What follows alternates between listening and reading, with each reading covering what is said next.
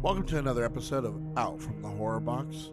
I'm your Deadite host, Dom, and in this new episode, we're looking at the long-awaited sequel to the cult classic series, Evil Dead, with the 2023 supernatural horror film, written and directed by Lee Cronin, Evil Dead Rise.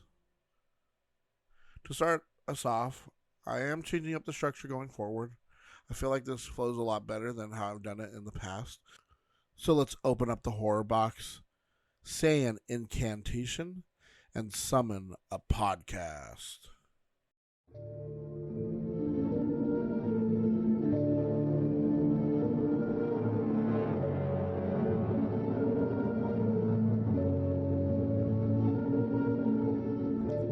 Productions can take wild turns that most don't see. Sometimes, as with major franchises, productions will start, then stall. Films will be greenlit to either see the light of day or not. Other times, we get something we weren't expecting. Fede Alvarez announced that his film Evil Dead, a remake of The Evil Dead from 1981, would be getting a sequel at the film's South by Southwest premiere. Additionally, Sam Raimi confirmed plans to write Evil Dead 4 with his brother Ivan Raimi. It was later specified that the film would be a sequel to Army of Darkness. At a WonderCon panel in March 2013, Bruce Campbell and Alvarez stated that their ultimate plans were for Alvarez's Evil Dead 2 and Raimi's Army of Darkness 2 to be followed up by a seventh film, which would merge the narratives of Ash Williams and Mia Allen. Campbell confirmed that he would reprise his role as Ash in Army of Darkness 2.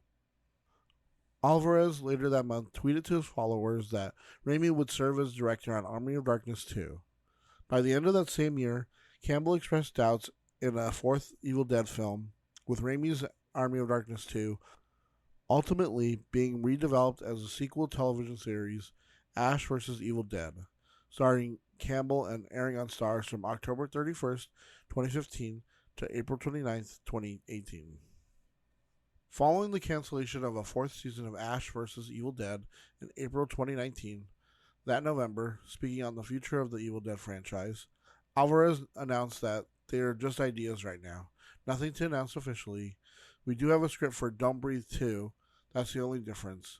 We don't have a script for Evil Dead 2, but we do have a script for Don't Breathe 2 that we wrote.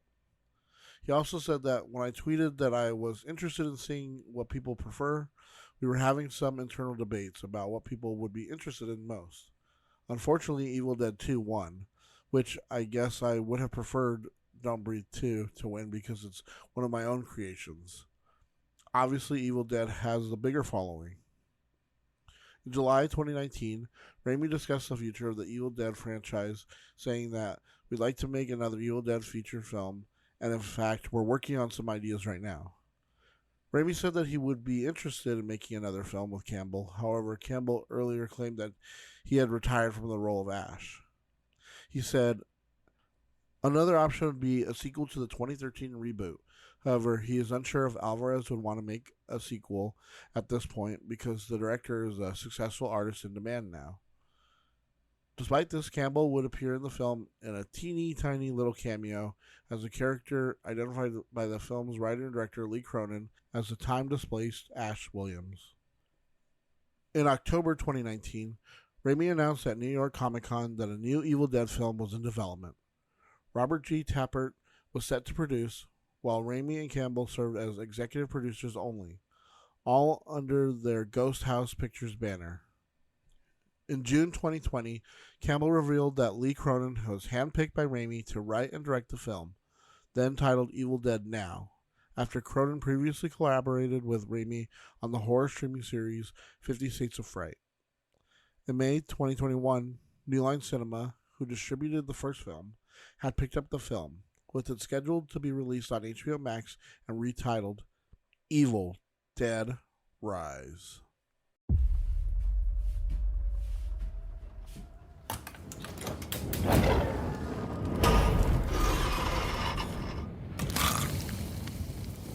What's up, sis? I had the most beautiful dream.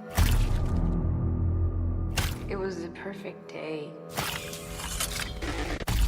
And all I could think about was how much I wanted to cut you all open and then climb inside your bodies. So that we could stay one happy family.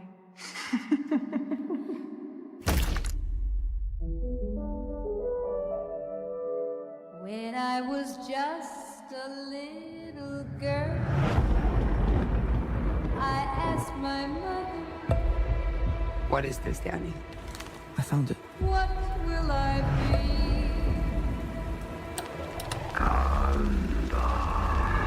Will I be pretty? Will I be rich? Here's what she said to me. Open up now. You don't look so good, Mom. Nothing a big old kiss from you won't fix.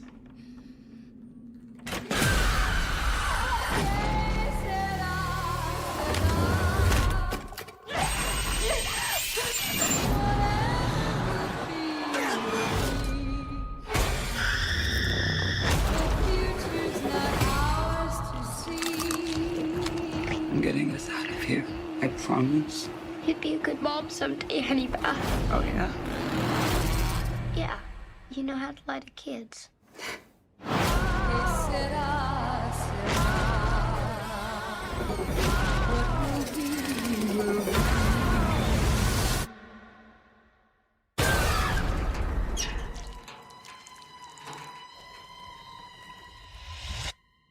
Mom? Mommy's with the maggots now.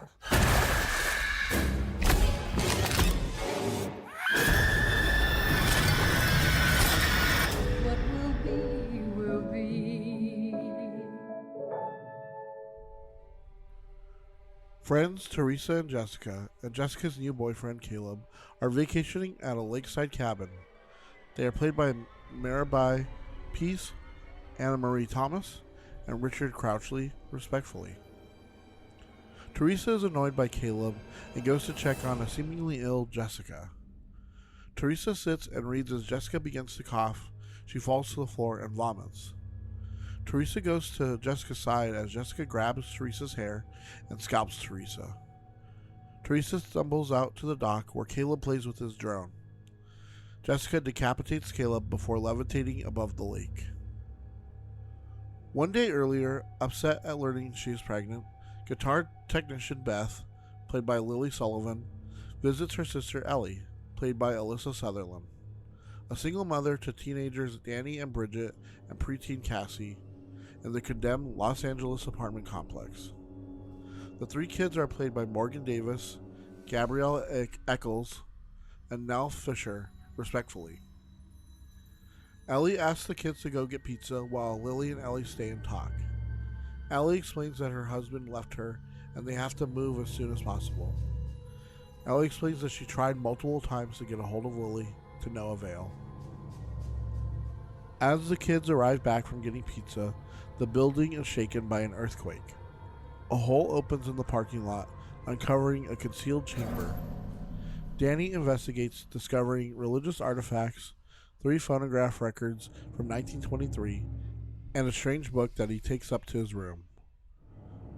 The initial record details rejected efforts by a priest to research the book, revealed to be one of 3 volumes of the Naturom Demento, or the Necronomicon. The subsequent record reveals the priest continued his research in secret and recites an incantation that summons demonic entities known as Deadites. The building's power fails, and an isolated Ellie is attacked in the elevator, with wires keeping her in place and possessed by an unseen force. She returns to the apartment in a trance, menacingly threatens her family, and collapses after pleading with Beth to protect her children. Seemingly dead, Beth and Ellie's neighbors help lay her to rest in her bedroom and search for a way out. They find that the staircase has collapsed, the elevator is damaged, and they are unable to access the fire escape before Ellie revives and attacks the family, wounding Bridget. Beth and the children lock Ellie outside the apartment after she pursues and massacres the neighbors. Danny confesses to Beth about recovering the Necronomicon, and Ellie tricks Cassie into unlocking the door before attacking her. While Danny and Beth are distracted rescuing Cassie and locking Ellie out, Bridget becomes possessed via her wound. Bridget attacks Beth before turning on Danny and Cassie, who inadvertently impales her through the head with a broken broom handle, seemingly killing her. Beth listens to the third record to understand how to exorcise the Deadites, but learns that the priest failed and his allies were all possessed, with only complete destruction of the host stopping the Deadites. Bridget revives and fatally stabs Danny, who sets Bridget on fire as Ellie infiltrates the apartment using the vents. Realizing Beth is pregnant, Ellie attempts to rip the fetus out of her, but Beth and Cassie are able to incapacitate her with scissors. Ellie fails to emotionally manipulate Cassie, who accepts that her mother is already gone. Beth and Cassie take shelter in the damaged elevator, pursued by Ellie, Bridget, and the now possessed bodies of Danny and the neighbors. Ellie and Bridget and Danny fuse into a multi-limbed abomination known as the Marauder, while the elevator fills with blood. The Marauder climbs atop the elevator, exceeding its weight limit and causing it to plummet to the ground floor, allowing Beth and Cassie to flee into the parking lot. The Marauder captures Cassie and attempts to behead her with a chainsaw, but Beth returns and distracts it, allowing her and Cassie to force the Marauder into a wood chipper, destroying its body. Allie's decapitated head taunts Beth, saying she will be a failure as a mother, prompting her to kick Allie's head into the chipper, killing her. Beth and Cassie escape the building together. The next morning, Jessica goes to the parking lot to leave for her vacation, but is attacked by an unseen force. Okay, so now it's time to check out some trivia and behind the scenes of the movie. The film was originally going to be released exclusively on HBO Max for streaming, but because test screenings were so strong, the studio decided to release it theatrically instead. And I'm pretty sure, I think HBO Max is moving away from doing the whole, streaming thing. I'm not saying they're stepping away from streaming. I just mean, instead of, what they did with Godzilla versus Kong, they did both. They released it in theaters and then they streamed it at the same time. Or before that, during the pandemic, they were trying to just stream stuff, like Scoob. That was just streamed. It wasn't released in theaters. But I think because the pandemic's done and over and everything's opened up already and has been for a while, they decided, and I guess obviously with audience responses, you could take this to a theater and like it's doing now, it's doing good. We're getting to the point now, finally, we're back to how it used to be. Still a little different, we still got streaming stuff and we still have the option to put things onto streaming, but I'm glad that they're not just putting it on streaming and, just letting it right on there, because I feel like it works stronger in theaters, get that word of mouth, and then when it comes to streaming, then you get all these people wanting to watch it even more. And that's the model it was before, and I love how prior to the pandemic, that's what people were saying it was going to go to. It was going to go to this model of just streaming. We're going to get rid of, theaters are going to die and this and that and blah, blah, blah. And it's but see, the pandemic proved that people want to go to the movie theaters. People want to be able to see the stuff with a crowd of people and enjoy it like they used to. And I don't think that's going to go away anytime soon. And because streaming kind of eliminates that feeling of you're in a crowd of people and you're experiencing something together. And that's something that the pandemic proved, that people want that experience. Not everyone. I know that there's some people out there who don't want that, but there's some people that still want that. There's an audience for that. As I hinted before, there is a cameo from Bruce Campbell. In the first of the 3 records Danny plays, a voice can be heard saying, "Destroy it! It's called the Book of the Dead for a reason." The voice belongs to Evil Dead series regular Bruce Campbell. At the Beyond Fest premiere, that's where Lee Cronin had said that Campbell could be playing Ash again in the recording, as the series has had multiple instances of Ash going back in time and encountering the Necronomicon.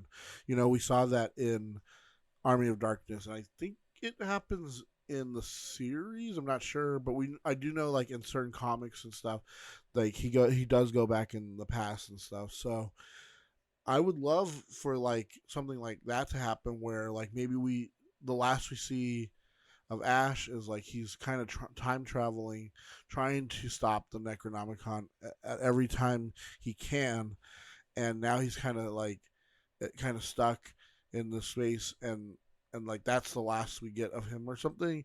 I mean, you could do something interesting with that, where it's like the last of him is like he's trying to get you to not read from the book. Do not read from the book. Because yeah, like it's called the Book of the Dead for a certain reason, right? It's a Necronomicon for a reason, and it's just it's interesting, and I'll get into like some more about like what you could do later on. But yeah, I love that like he came back for even just like a small role like this, right? It's good to see like when actors, even when they get bigger and they get into like bigger roles and they've moved on from like these franchises, like Jamie Lee Curtis. She started with Halloween, and when she won her Academy Award, she thanked everyone from like loving that movie to getting her to this point. And yeah, I love when they go back and they say, you know what, thank you all for even sticking with me since the beginning.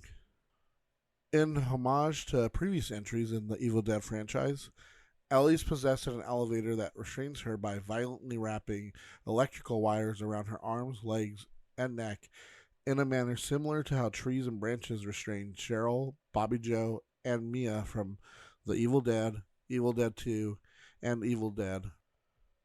Although understandably the original scene and I believe the scene in the other two also are a little bit more, I know at least the first one is more graphic than what we get in like later entries with like being held and then being possessed by some force, in that kind of homage style. Because yeah, it's kind of problematic now because of like, especially after the Me Too and Time's Up and all that. Like, yeah, it's a little problematic, but I think it still works, at least for this film.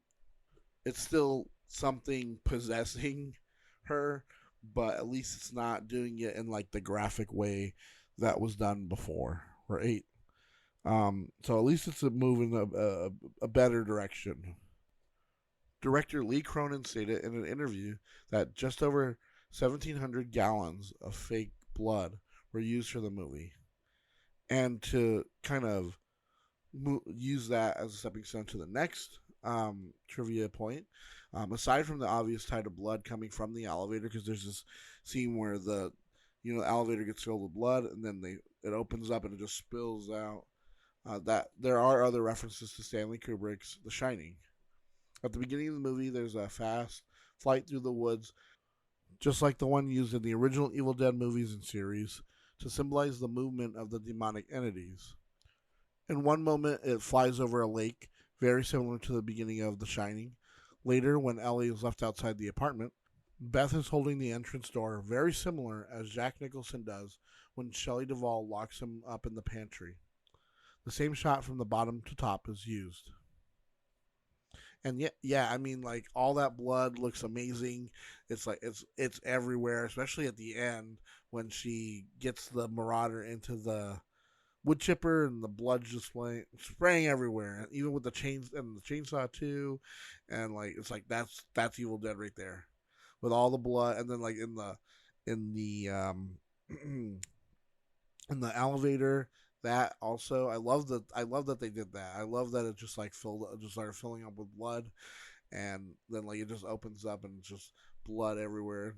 It's just awesome, and that's what you want from an Evil Dead movie. Like, you just want blood, gore, people being possessed, someone saying something funny here and there, and a chainsaw, and yeah, and that's literally, those are the ingredients for an Evil Dead movie. They did it really well. The Deadites make a few references to previous films with their dialogue. Near the end of the movie, when Beth and Cassie are running away from the Deadites, they all start chanting Dead by Dawn, which is a reference to the subtitle of Evil Dead 2. Ellie tells Beth, "I'll swallow your soul." The same line was also memorably uttered by Deadites to Ash in Evil Dead 2 and An Army of Darkness. And what I like to think is that they know what they're doing. At least the Deadites in the movie, like, they're using these lines and they're saying these things because they know, like, somewhere someone is watching and they're getting the reference, and it's something to be like, haha, nudge, wink, nudge, nudge, get it? Like, haha, we're being funny about it. But also works for just like them, like that they're kind of like this hive mind too. That they're kind of connected to each other, and so that like they all like start chanting this, and that they kind of all say the same things, and that they know like, oh, like Ash, they know that they're fighting Ash constantly, right? Like in all three films, and they're all like trying to just to make you feel like uncomfortable, and I mean that for like the characters, not for like the people watching. I just mean like the characters that they keep using these same lines over and over again, but it's just to freak them out. Kill counter. Now we get to the many kills in Evil Dead Rise. There are 11 deaths in the film, and we're going to go over each one. Starting at the beginning, Jessica collapses and vomits up a pale bile. I believe that's when she dies, because I know you can become possessed while you're still alive, but I think when you get possessed like that, it like kills your body and then you become like a possessed husk. Then we get the death of Teresa, who, after getting her head scalped, stumbles out onto the dock and collapses. Caleb is decapitated by Jessica with his drone. So we know that that they're all dead. They're all dead.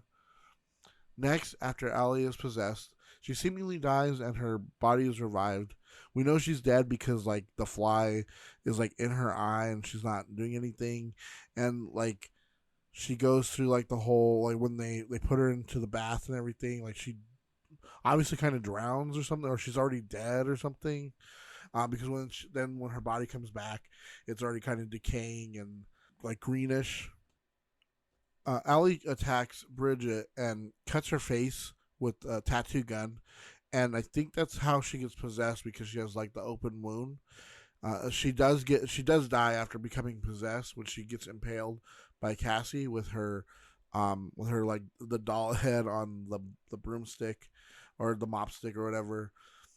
Allie, she gets locked outside in the hall. This is where she kills the 4 neighbors, trying to help everyone escape. During this time, Bridget revives and stabs Danny, killing him. As Beth and Cassie are trying to break into the apartment with the fire escape, all the bodies they revive. They're all dead now, so all those people are dead. Now they're coming back, and they start to attack the pair. She takes up the shotgun and blows away 2 of the neighbors, so they get re-deaded. Is that what happens to a Deadeye if it gets killed again? When Beth and Cassie are able to get into the elevator, Ellie, Danny, and Bridget merge into what's called the Marauder. And in the parking garage, Beth tries to shoot the Marauder, but is subdued, and it starts to pull Beth into the wood chipper. Cassie stops the wood chipper, and Beth is able to get a hold of a chainsaw. She carves up the Marauder and pushes it into the chipper, except for Ellie's head. After the head begins to taunt Beth, she kicks it into the chipper. I really like the setup for Bridget's impalement. We see Cassie take the mop handle and adds her doll's head to the end of it. I also really like the Marauder. I like this idea of seeing different Deadites, and I like that we get something new, and it ups the anxiety and danger. And it's got really creative deaths, and I like the callback to Evil Dead 2 with the eyeball popping out and getting spit like out and flying into the mouth of someone else. And yeah, and like going back to the Marauder, it's an awesome effect. Like I love that they decided to like kind of combine the Deadites into like one being, this new being that's just like meant to just kill. And yeah, I mean, like that's like everybody in at least on this floor is killed except for obviously Beth and Cassie, and then the three from the beginning. And I'm counting the Marauder as well. I know it's a like a jumbled up body of like deadites, but it's still like alive, and we still see it like doing its own thing. So I counted that by itself, and then obviously we get that awesome shot where she just kicks the head of Ellie straight into the chipper, and then all like I just love the amount of gore and like that they decided to I mean that's what, like I said earlier, that's what makes an Evil Dead film.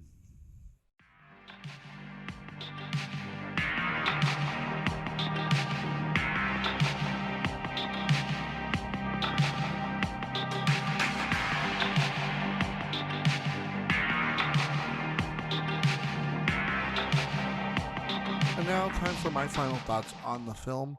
And I'll go into a little bit of my ranking, and I'll kind of give a little bit of a reason why I put things where I think that they should go. This is my own personal opinions, guys. So if you have a problem with it, you have your own opinion. I have my own opinion. Whatever. So Evil Dead Rise is, I'm just going to say it right now, a great installment to the Evil Dead series. From what I was able to find, the Raimi brothers, Campbell, and Cronin have expressed interest in continuing the series, and I think this film is a good stepping stone to expanding the story. I'd like to see how the world deals with a breakout from like the Deadites, and that could be a way to bring Ash and or Mia back along with the survivors of this film. Yes, it ends with Jessica going to the cabin, but she's still risen from the water. No one was there to stop her. Another thing that can help expand the story is the fact that there are 3 copies of the Necronomicon. We know of. You could create so much from just that plot point. Like you could kind of do kind of a like a we gotta get them all. Because if you have all 3 of them, it will summon this, or it can stop this, or whatever. Another great aspect in this film is and it gets right to the story. It's not a long film, and it doesn't really need to be. It's about someone accidentally summoning the Deadites and a hero having to shotgun and chainsaw their way out. That's the film we got, and it was a thrill. The acting was great, and the cinematography was awesome.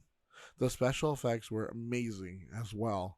So much blood, and I really liked the homage to The Shining with the elevator. And like I had said, like, yeah, that's what you want from Evil Dead. You want gore. You want someone picking up a shotgun, blasting somebody. You want chainsawing, as all the blood and guts and all the stuff is just flying everywhere, right into their faces. And yeah, it's not as, I would say it's not as like humorous or got that like comical angle as like the second one, and especially Army of Darkness pushes. It does feel more like the first, and especially like closer to the remake Evil Dead. But what I like is that like you can kind of get your own from the series. Like if you wanted something a little bit more like funnier and something that you and like your friends can like have a wild ride on, it's Evil Dead 2 or even Army of Darkness. But if you want something scarier, you're gonna put on Evil Dead, right? The remake, or even this one. I would say, I think this one's a little bit more like I think it's still rated R, but I would say it's closer to more of a PG-13 Evil Dead film. I know like no one would ever want that, but I'm saying that this is kind of closer to that we'll get. Like this is one that I would like definitely be like, oh, my nephews could watch this. They're a little bit older now, and I feel like okay, you could show them this one and be like, hey, you want to watch the original Evil Dead? You want to watch the ones that come before this, and then eventually you lead them to like the remake, because I feel like the remake is more the serious one, the one that's darker, the one, and like I mean it's got like the raining blood at the end and everything, but then you get Evil Dead 2, and it's like the masterpiece that everyone says it is, right? So overall, is this the best Evil Dead film? No, but it doesn't need to be the best. It just needs to give us a lot of gore and lots of laughs. And yeah, maybe it was lacking on the laughs, but it gave us more of a heartfelt story, right? Like we could connect with the characters a lot more than you could with, like, say, Evil Dead 2 or Army of Darkness. I'm not saying you couldn't connect with those characters, but seeing these, like, kids and having to deal with, like, their mom slowly being possessed and die in front of them, and then they themselves being possessed and seeing, like, the carnage from their parent, like, going around killing people.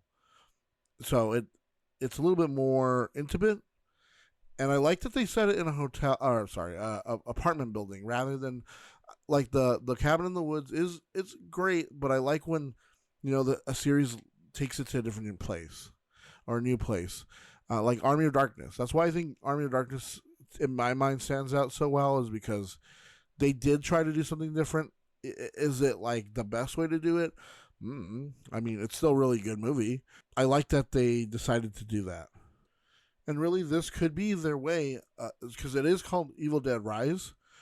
And I was talking with my friend, and we don't really like to posit too much on, like, theories on, like, where things can go per se a lot, because then you kind of set yourself. That's what I would love to talk about with Star Wars fans. That's what they do a lot. They like to think about, like, the what ifs. And when you start doing the what ifs a lot, that's when you're setting yourself up for disappointment. One thing I could say is, because it is called, like I said, called Evil Dead Rise, you could use this as a way to open and expand the series further. And they did say that they kind of wanted to start producing more films, like every year or so. So I would really like that. I mean, it is one series that I will say I'm glad that they didn't decide to just spam us with, like, but I do feel like it is a franchise that needs a little bit more. Like, I wish they would have, like, as soon as Sam Raimi was done with, like, Spider-Man or Spider-Man 2, he should have taken that opportunity to make another Evil Dead. Because Bruce Campbell was still, like, he was still younger. He wasn't as old as he is now, obviously. It's already been, 20 years since then. And he still, like, you could have got him, and you could have got some of the other cast back, and we could have got, like, a fourth one, or Army of Darkness 2, or what have you, or just expanded the series. But I would love for them to just bring everyone back and make, like, a crossover with all of them, joining, because that's one thing that Lee Cronin did say, is that he feels like they all exist in the same universe, and that they're just affected by the 3 different Necronomicons. And I love that idea. I love this idea that, like, yeah, that's an ingenious way of bringing the series as a whole, the remake and the originals and the new one together, and without having to, like, well, how did they get this copy of it, or how did they get that? It's like, because there's multiple copies, of course. Why wouldn't there be multiple copies? Now, if you were waiting for it, let's put this stuff into perspective and kind of rank them. So I'm going to start right at the top, and I think everybody knows which movie is going to be at the top. It's Evil Dead 2. Everyone knows it's the best one. I mean, if it's not your favorite, that's fine. But I do love that Bruce Campbell, all their friends, everyone behind the scenes, they decided, you know what, we have a bigger budget. Let's not only remake the first one, but let's add to it, and let's add the things that we like. We're not going to just give them, like, a bigger movie and, like, oh, this and that. Like, they gave us a story that, like, they wanted to tell, right? They wanted to tell a similar story, but they wanted to give us more, and they wanted to expand on that. And that's what we got. We got everything with Evil Dead 2. It's over the top. It's hilarious. It's gory. It's scary. Like, the special effects in that one are amazing. And then, like, when you watch, like, just behind the scenes on how they did certain things, I'm just blown away still by some of this, because I'm like, I see, like, they make it look so easy, but just to come up with, like, some of the shots, they had to, like, do crazy things to do this, because at the time they didn't have all this equipment that we have now. Like, they invented, like, I'm not saying they fully invented, like, some of the things, but they obviously had no big, or they had no budget, so to make this film they had to think outside the box, and I think that shows in the quality of this film, and it just shows in like how much like staying power it's had. So we'll move on to the next one, and I'm going to say Evil Dead the remake is next. It's a top tier movie. It's a top tier remake. Honestly, like I think this is one remake that some people would say is better than the original one, and I would say that too.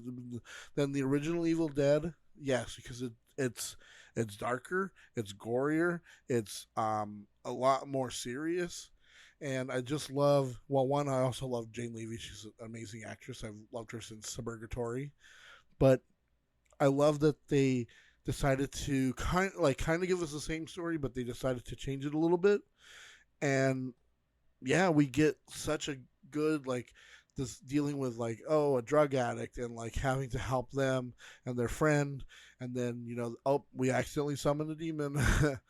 And it's a really good remake, and I don't think and I don't think a lot of people like see that, because like think of all the terrible remakes we've gotten, right? Especially in horror, we've gotten so many terrible ones with Friday the 13th, Nightmare on Elm Street. Halloween's not terrible, but like it's still like eh.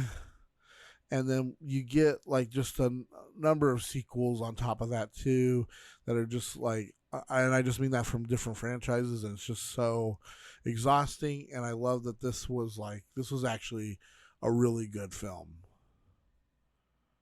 So moving on to the third one, it is going to be Army of Darkness.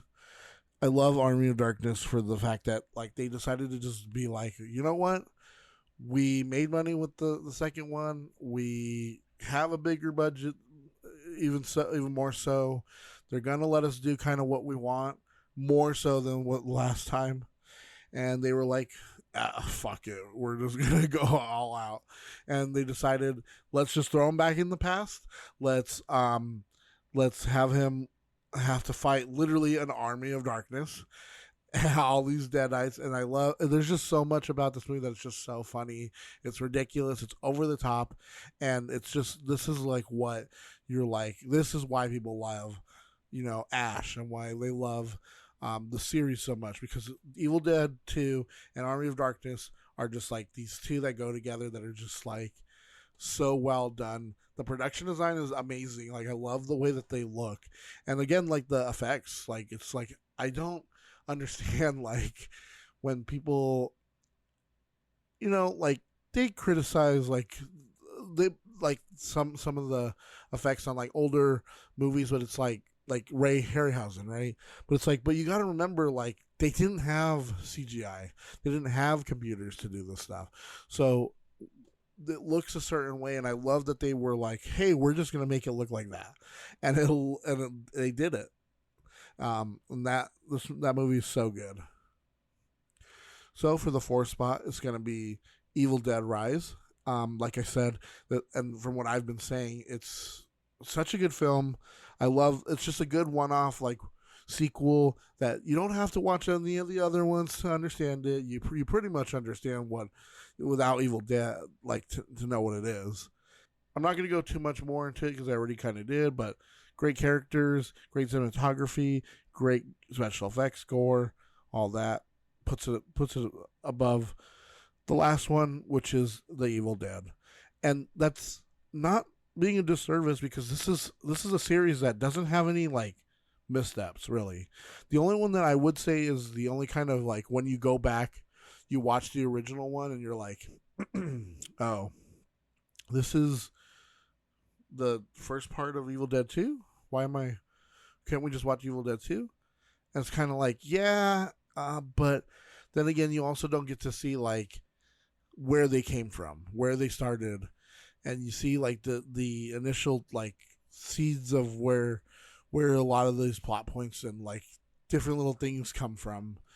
And I haven't seen this movie in a long time, but it is good. It's the original, but still, like sometimes with originals, like they don't sometimes they don't hold up as much as you in your mind would like to think they do.